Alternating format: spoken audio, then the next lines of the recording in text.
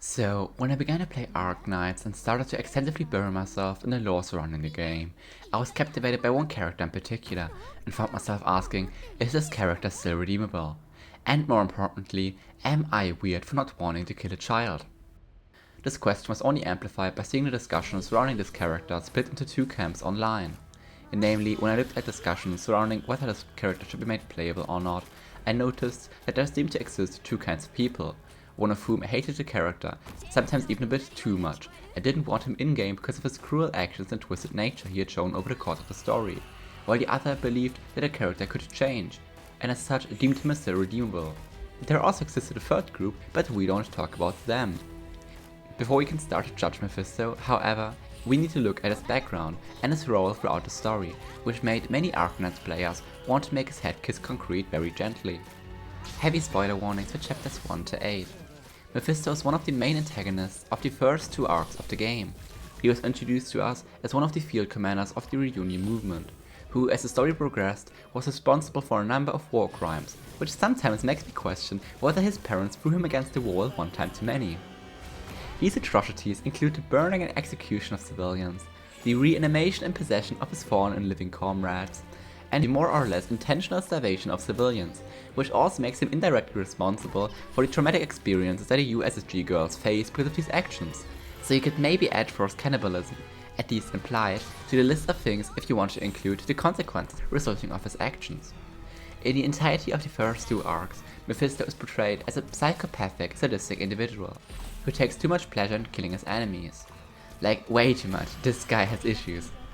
If that was all his story, then yes, he would be an irredeemable scumbag, but instead, Arknights decides to play the pity route, and flesh out his character in flashbacks, which appear from chapter 6 onward, which show us his backstory and personality in full detail, which, don't get me wrong, don't alleviate his crimes in the slightest, but instead make you pity him, which was not on my bingo card in the form of pity a child who casually engages in mass murder. As we later learned, Mephisto grew up in an abusive household, and was bullied by other children throughout his childhood. His personality at this point was also completely different. Mephisto used to be a timid, quiet boy named Eno, who wanted nothing more to sing. I'm telling you, the quiet kid trope is real after all. In his childhood, he also met Sasha, later named Faust, who would treat his wounds and try to protect him from bullies, often to no avail. Sasha also influenced Mephisto, as he often took things Faust said at face value, which included his vocal outrage and his death wish towards the ones who constantly mistreated Mephisto, which then led to a woman depriving Mephisto of the ability to sing by making him deep throat a stone, effectively getting throat cancer.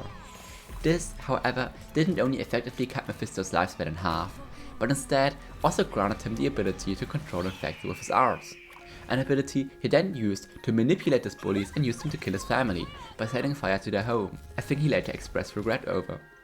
Accompanied by Sasha, who also infected himself willingly to accompany Mephisto when lessen his burden of being alone. He and Sasha were eventually picked up by Talula and joined the then smaller Reunion movement, developing a close relationship with her. Mephisto became especially dependent on Talula, which also led to his corruption once Talula got a snake disease known as Kashji. This turned Mephisto into a blind follower of Talula, with no empathy and compassion for others, which is also the reason that other Reunion field commanders began to resent him. He also became increasingly dependent on Sasha or Faust, as he was the only friend he ever had.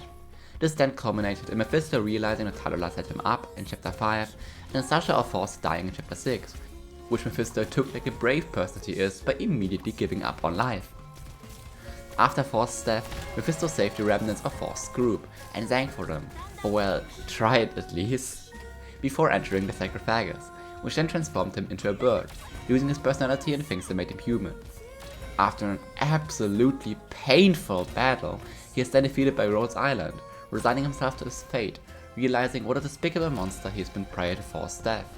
He bids farewell to his life and Faust, expressing that he doesn't want to hurt others, but also doesn't want to be hurt. In the secret ending, however, it is revealed that Mephisto survived that encounter, and is being analyzed by Kalshi, who concludes that his transformation results because of his mindset of having given up on everything.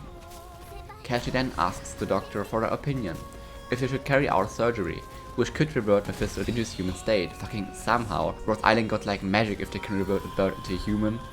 Although he would still eventually succumb to his oropathy, that worsened due to his transformation or let him die in his current form. The final verdict Kashi leaves to the Doctor and tells him to make a choice, whether Mephisto should be regarded as a patient or one of Reunion's past leaders, whether he is a casualty of evil or a perpetrator. The current status of Mephisto as of chapter 12 is unknown, although I'm currently on chapter 9, so I'll just believe the wiki on that for now. Mephisto is a very interesting character in the game. He portrays how a character can fall to evil and raises the question of whether the background of a person matters when judging their actions. While I was researching, aka doing some very credible surveys, I noticed that Mephisto wasn't exactly liked by the community, and that by a long shot. Many appear to see him as this irredeemable scumbag, who is too far gone to ever atone for his actions, or just want to punch a child. But come on, who doesn't? The atrocities he committed also call into question when the actions taken are considered too extreme, and if characters should even be given a second chance before being written off as irredeemable. And if that isn't enough, Mephisto's upbringing calls into question whether he committed these acts because of his nature, as he seemed fine with killing his family at a young age without getting the fuck traumatized, which, let me tell you, someone should normally be after killing multiple people, if that isn't clear enough to you already. Or if he was influenced because of his upbringing and his closeness to Tallulah. As Mephisto grew up in an abusive household, Tallulah became his primary person of trust. Her possession by Kashi and a subsequent change in her personality can raise the question of whether Kashi is partially responsible for Mephisto's twisted personality, or if the possession of Tallulah doesn't matter to the overall outcome. To judge Mephisto, it is also important to look at his age. As we don't know his exact age, we can only narrow it down to something between 10 to 14 years of age. This places him at the age of a child or young teenager. If his young age somehow improves Mephisto's chances at being given a second chance, as we often judge young people differently from fully grown. Although you could argue that Mephisto was very much aware that he was committing vehicular manslaughter. Ultimately, I think it always comes back to whether you think a person can change, or should be given a second chance.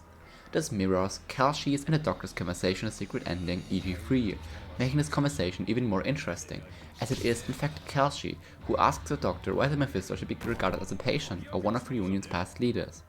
This is very interesting considering the relationship between Kashi and the Doctor, as we've also learned in chapter 8 that Kashi wants to kill the Doctor because of a thing that happened in the past, which, hey, I've heard that somewhere before, but gradually learns to accept him somewhat throughout the story.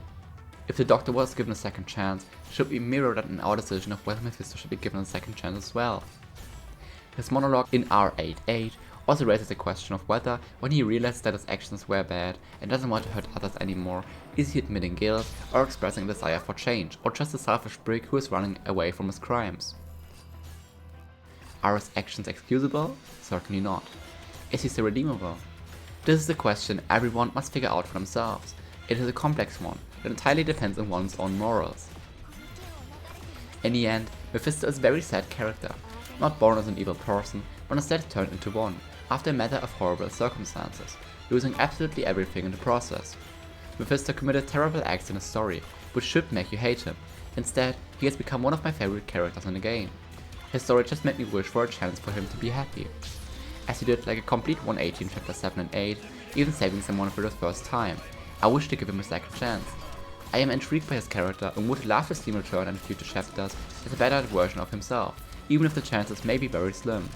But what do you think about Mephisto's character? Do you think he can be redeemed, or is he too far gone to ever be forgiven? Please share your opinion in the comment section below. If you enjoyed this video or want to see more videos like this one in the future, please like or subscribe, and I'll see you in the next video.